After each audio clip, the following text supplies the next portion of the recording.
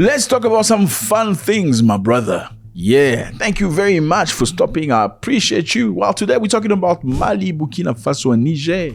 What have they done? Oh, first, yeah, they are on the map. I know you don't know the map. No, I'm just kidding. So Mali, Niger, and Burkina Faso are about to create their own radio. Yes, a radio bringing the three countries together. Congratulations, Pigama Kofi. Yeah, Pigama Kofi. This is amazing. This is beautiful. Matter of fact, a lot of people say that projects run by many African countries never succeed. You heard about that before? Not just Africans, they say even black people in general. They say when you come together to try to build something, you always fail. Is this truth or not? I mean, it's sad because the past has taught us some things that are very close to that fact. Do you know the African Union? Okay, the African Union building, this one here in Ethiopia. Okay, the idea was to get African nations to put money together to get it built. And nobody put money down. What had occurred apparently was every African country was supposed to bring money together so that they can build this building. But what happened was every president came up with an excuse. You know how black people do? Oh, I'm sorry, I didn't know. Why you didn't tell me yesterday? You should have told me yesterday. I would have given you money for your birthday like yesterday when we were talking at that specific time. This is what Africans do and black people in general. Now, the same thing happened with your leaders. You think it's only you? No. Even your leaders have the same demons. That's how they couldn't build the African Union building. Guess who built it? Any idea? The Chinese. The Chinese came into Africa and said, let's go help those people. Maybe it's going to be a very good opportunity for us to get into the market as well. We're going to offer you a building in your continent with our stuff. We're going to build it for you. They built the African Union for the Africans. And guess what they did? You know what they did in the building?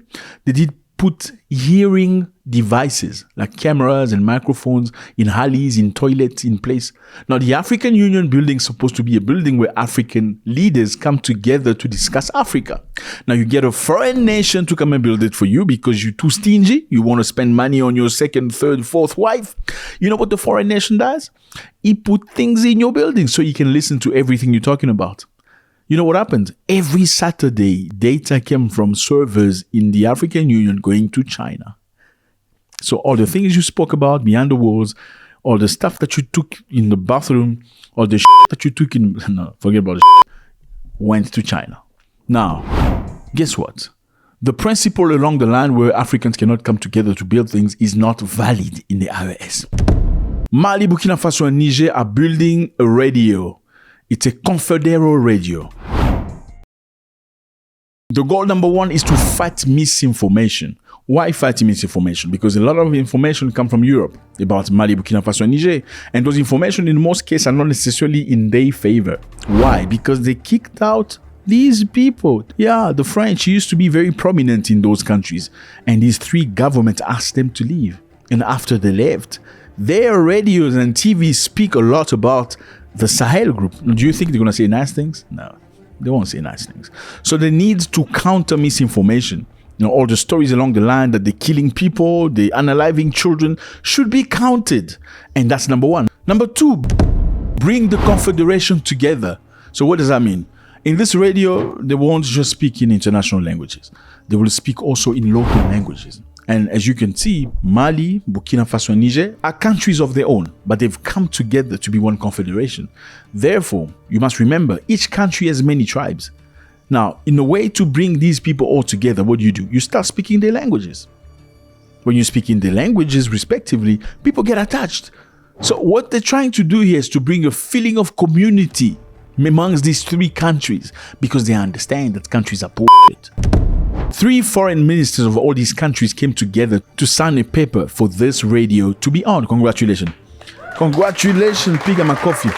Pigama Kofi, we like that. We like good news. We like things that move forwards. We're always going to support. This is a major step we are taking, a step that comes to strengthen all the achievements so far. You know that it was barely 2 years ago that the Alliance of Sahel States was created. We have taken several steps forward. Tonight, this is an extremely decisive step because our leaders, the 3 heads of state, have made the choice and committed their respective governments to work in order to consolidate the achievements and truly move towards complete sovereignty. Next thing, you see these guys, these 2 kids? They have just built their own drone from scratch. You can see them. They look like teenagers. These two kids, one name is Alexandre Ondaogo, the other one is Toussaint Keteinga. These are two engineers that started this project. The objective was what? Build drones. They have built different types of drones. Now, in most cases, when you hear people say that an African country built a cell phone or a car, it's not necessarily building. It's usually assembling. Well, these guys did not assemble. They wrote the project on paper. They wrote the software. They built the operating system. Then they printed with the 3D all the mechanism of these drones. What are the drones for? Well, the drones are obviously going to be for surveillance purpose, making sure you see the enemy because there are many enemies. That's what it is in Africa. As soon as an African country trying to move forward in a positive way, there are enemies. There are no enemies when the country is going to the gutter. There are no enemies when the country is a shithole country. It's only when a leader comes up, a leader stands up, that enemies are born. Remember, Ibrahim Traoré. You remember how you found out about him?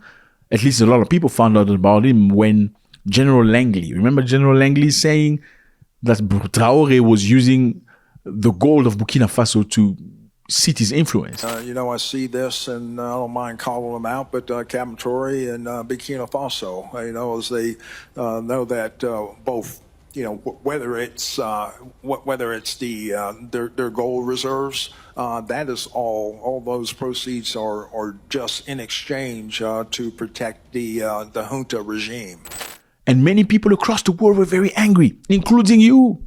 You in America, you African Americans, you Jamaicans, you Caribbeans were angry. You stood and you walked down the street saying, hands off Traoré. Why? Because he's a good man.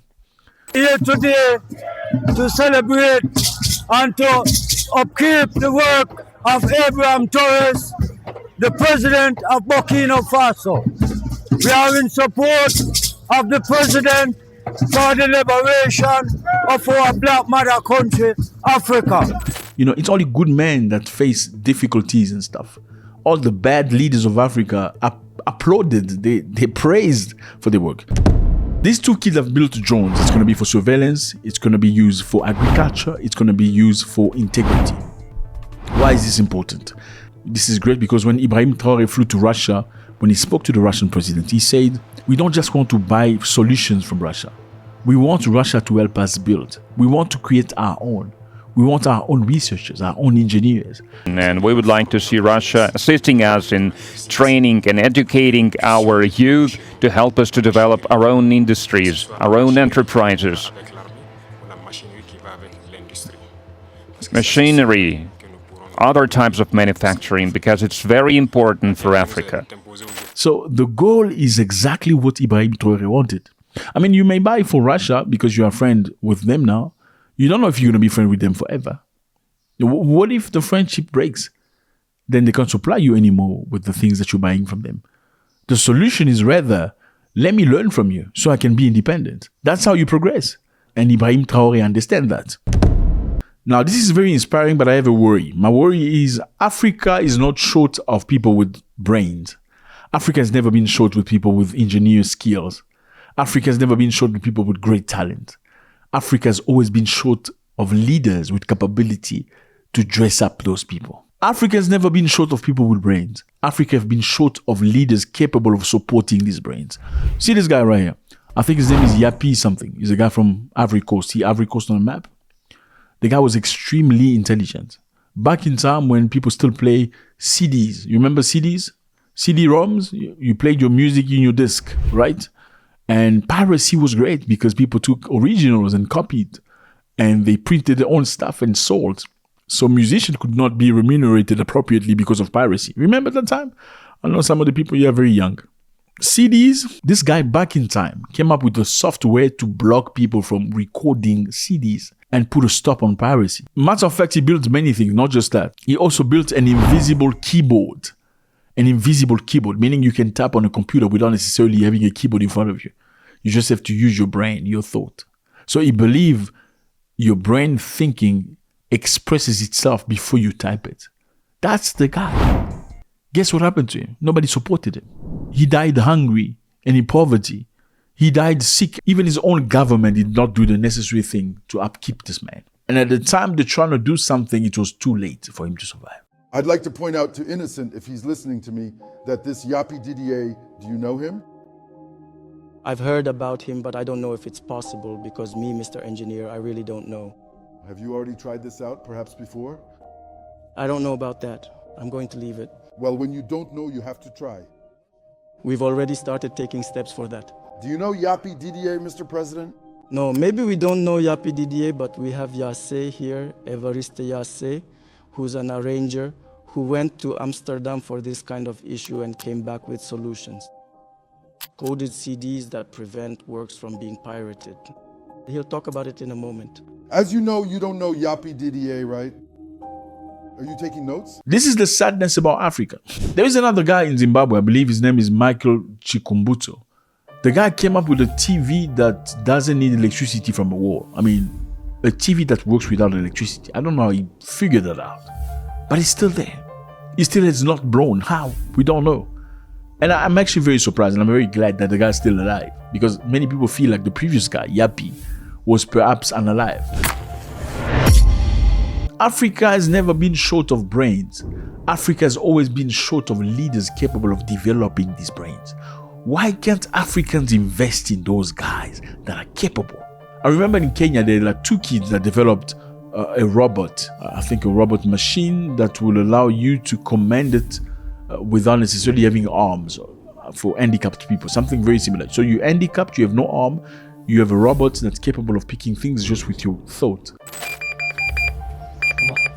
Elbow level Y-axis articulation. System initiated. I think those kids developed another software that would have enabled mute people with handicaps to express themselves without having to open their mouth. I don't know what happened with this kid. On my last trip in Kenya, I'm really trying to get in touch with them so I can sponsor something. But wherever their shop used to be is not there anymore. This is the sadness of Africa. Well, I hope Ibrahim Traoré will do different things because that's the impression we're getting with these kids. If they can build their own drone, they just need to be exposed to the right things and get the experience that's necessary so they can build things that belong to Burkina Faso. Why is it necessary for your country to have its own things, its own technology, its own development? Because let me put it this way. If your president uses an iPhone to communicate with, what makes you think iPhone doesn't have a backend to his cell phone? How do you think America and Israel and all these countries get information about you? Like deep information. It's not necessarily hacking. I mean, the thing that you're using at the base, the computers, the cell phones belong to them. They have the software. They can access your thing anytime. It's not even about breaching internet. It's at the beginning. They have a back-end entry to your device. That's why every country should have its own technology program. Do you think the Chinese use American technology for their communication? No, they don't. Especially not when it comes to the state. Every country should have its own things that is, theirs. And they have all the patents. Well, Burkina Faso is thinking at that level. It's not just about importing. It's about developing locally. That's what it is, fellas. I mean, these 3 countries have come together again, showing us what real brotherhood is all about. They built their own radio. They've signed documents today. It's official. They're going to be speaking in local languages to promote togetherness. Burkina Faso's Alexandre Ouagadougou and Toussaint Keitenda have built their own drones. There's one for agriculture, one for intelligent purpose. Let me know if you know about this. Will Africa drop us again? God bless.